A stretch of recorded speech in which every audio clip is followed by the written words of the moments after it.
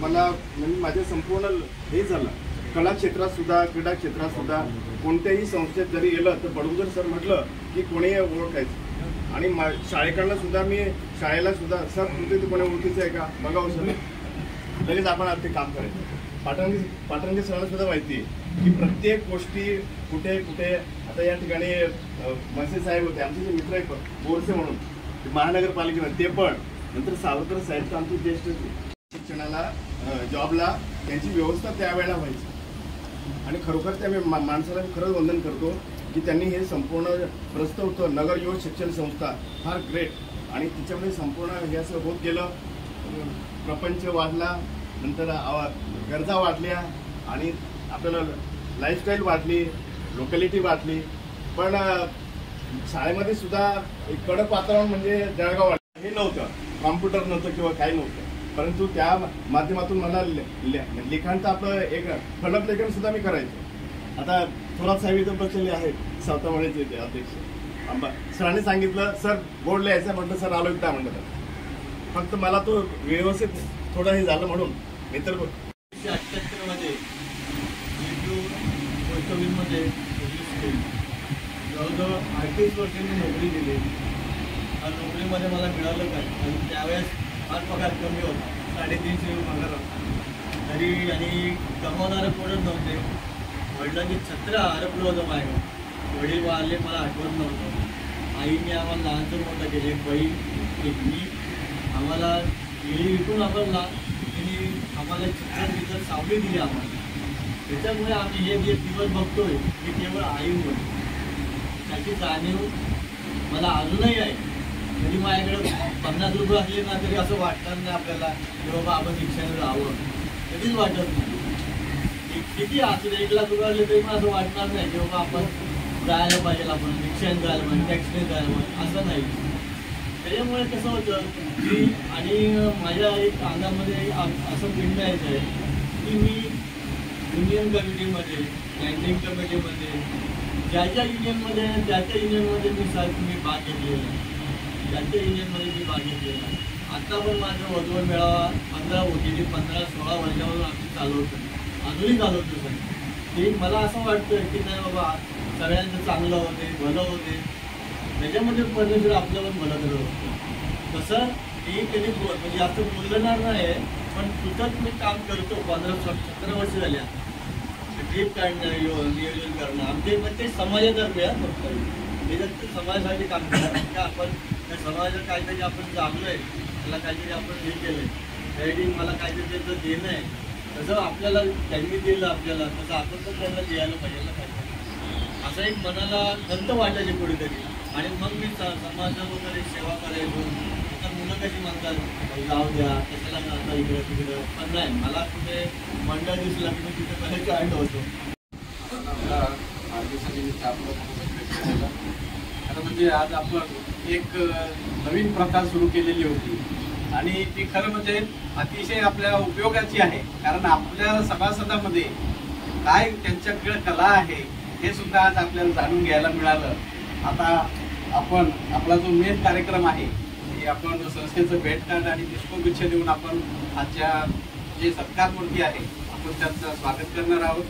सर्वप्रथम आपले सभासद जे आहे वामनजी शेरखाने साहेब यांचं संस्थेचे अध्यक्ष पाटणकर साहेब आणि त्यांचं भेट कार्ड आणि एक पुष्पगुच्छ देऊन त्यांचं स्वागत.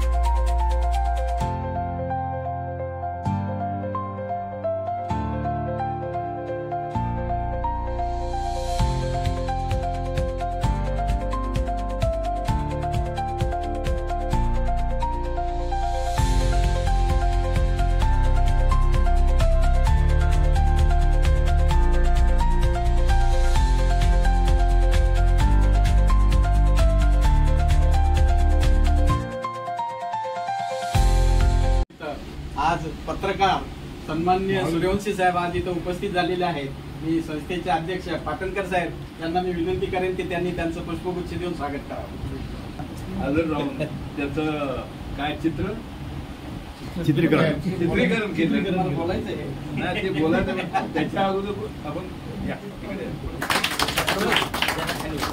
खाली बघ. हा, खाली बघ.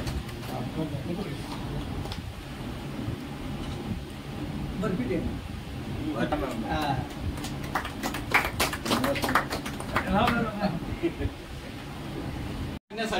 म्हणून आपण या विरुंग केंद्राची निर्मिती केलेली आहे. आपल्या संस्थेचे जवळजवळ 150 सभासद आपण इथे आहोत. दररोज येतात. कोणी कॅरम खेळतंय, कोणी बॅडमिंटन खेळतंय, कोणी टेबल टेनिस खेळतंय, कोणी न्यूजपेपर वाचतात. असे मनोरंजनाचे कार्यक्रम आपण घेत असतो. अशीच आपली संस्था दरवर्षी वेगवेगळे सामाजिक उपक्रम राबवून आपल्या संस्थेचं नाव उज्ज्वल करूया. आपण सर्व इथं आज जमा झालात. सर्वप्रथम मी ज्यांचे आज वाढदिवस आहेत त्या सर्व सभासदांच्या मी जाधव परिवारातर्फे शुभेच्छा देतो. आणि जून महिन्यातील ज्यांचे वाढदिवस आहेत त्यांना प्रथम वाढदिवसाच्या खूप खूप हार्दिक शुभेच्छा देतो. आपण सर्वजण निरोगी शतायुष्य आणि दीर्घायुष्य हो ही माझ्या पाटणकर परिवार आणि संस्थेच्या वतीने आपणास खूप खूप शुभेच्छा देतो. आज जो आपला कार्यक्रम आहे आणि ह्या कार्यक्रमामध्ये आमचे मित्र मुरलीधर सावरकर साहेबांनी एक प्रेरणादायक सूचना दिली. त्या सूचनेमुळे तुमच्या 40 वर्षाचा कोणाचा अनुभव असेल, कोणाचा 35 वर्षाचा असेल, त्यापेक्षा अधिकही असू शकतो. आपल्या वेगवेगळ्या अनुभव आणि आपण वेगवेगळ्या चांगल्या उच्च पदावर काम केलं हे आज आम्हाला माहिती पडलं. आणि आपले जे प्रेरणादायक विचार ऐकून मला तर खरोखर स्फूर्ती आली. आपण पण तुम्ही फार मोठं काम केलेलं आहे. देशासाठी काही लोकांनी काम केलेलं आहे, त्याबद्दल तुमचे धन्यवाद देतो. आणि आजच्या कार्यक्रमाला आपलं सौभाग्य असं आहे की दिशा प्रबोधन दिशा न्यूज चॅनलचे संचालक आमचे जुने जाणते मित्र आणि सूर्यवंशी साहेब आले आणि आपल्या सर्व कार्यक्रमाचं चित्रीकरण केलेलं आहे. आणि ते आल्याबद्दल संस्थेच्या वतीने येतोच आम्ही त्यांचा सन्मान केलेला आहे. त्याबद्दलही त्यांचं आभार मानतो. आणि सोबत आपण एवढ्या म्हणजे जवळजवळ 7 वर्ष सतत आपण काम करत आहोत. एक माणूस कोणी काम करू शकत नाही. बऱ्याच संस्था आहेत. एक अनुभव सांगायचा झाला, इथे बाजूलाच एक संस्था 750 लोक आहेत. नामांकित डॉक्टर आले होते पण तिथे सभासद फक्त 20. मी माझं भाग्य समजतो. आणि ह्या सगळे आम्ही पदाधिकारी, मी एकटा नाही, सगळे पदाधिकारी आम्ही भाग्य समजतो. कारण प्रत्येक कार्यक्रमाला 50-60 माणसं राहतात. प्रत्येक कार्यक्रम मिनिमम. मोठा कार्यक्रम असेल तर भरपूरच असतात. आणि आपली जशी युनिटी आहे त्याच्यामुळे आज आपली संस्था मोठी झालेली आहे. संस्थेचं नाव महाराष्ट्रात कानाकोपऱ्यापर्यंत पोचलेलं आहे हे मला सांगायला अभिमान होतो. सर्वात 25 तारीख कमी अवधीमध्ये महाराष्ट्रामधल्या मोठमोठे पुरस्कार पण मिळालेले. यशवंतराव चव्हाण पुरस्कार असेल, महाराष्ट्र उत्कृष्ट ज्येष्ठ कार्यकर्ता म्हणून पुरस्कार असेल, असे नवी मुंबई महापालिकेने आपल्या संस्थेला एक पर्यावरण दिन पुरस्कार दिला. असे वेगवेगळे अनेक प्रत्येक क्षेत्रातले पुरस्कार मिळाले. केवळ हे आमचे तरुण सभासद आहेत त्यांच्यामुळेच मिळालेले आहेत. या कार्यक्रम काल जो झाला